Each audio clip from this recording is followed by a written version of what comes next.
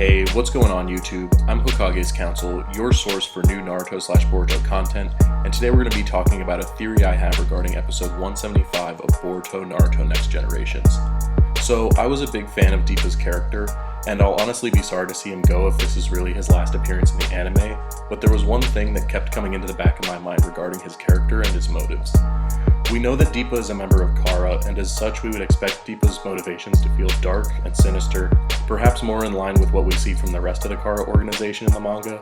However, it was revealed in episode 174 that his sole purpose for eating the divine fruit was not for its power, but to experience its taste. And in episode 175, he says something along the lines of that he was so close to being able to taste the entire world. When I first heard that this was his sole motive, I was a bit surprised because at first I felt like it lacked depth for it to be the driving motive of such an important character. However, after rewatching episode 175, I think that his desire to taste the entire world is actually a little bit deeper than you might think. Sorry.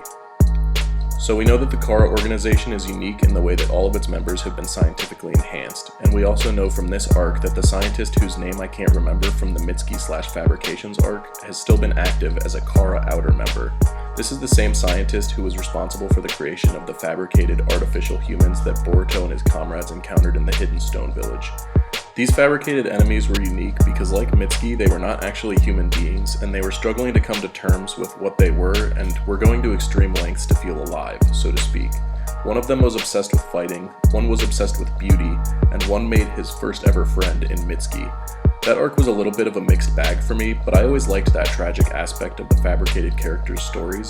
So if we assume that Deepa is actually a fabrication as well, clearly the most powerful version created with that same technology, then his motive of wanting to experience and savor the sensation of taste to feel alive actually makes a lot of sense.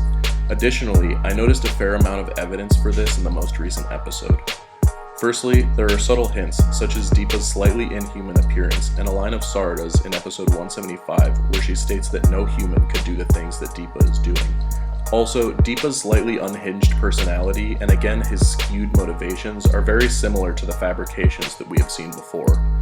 The key giveaway for me is that after Deepa's shield has been destroyed and he's been defeated, that we can see his skin crack and shatter as well.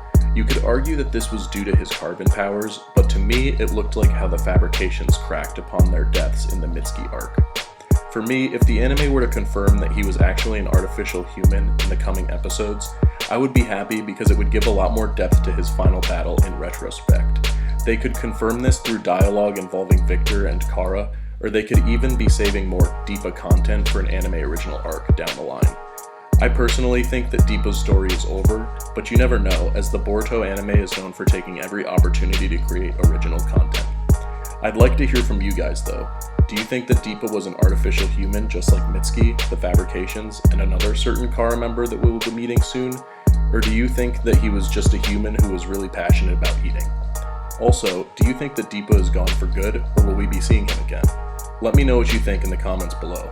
Either way, it's a shame that he and Chocho never had the chance to talk it out, because it seems like they could have found a lot of common ground. This has been Hokage's Counsel. Thanks for watching all the way to the end, and if you'd like to see more content like this, please let me know by dropping a like on this video. Have a great day.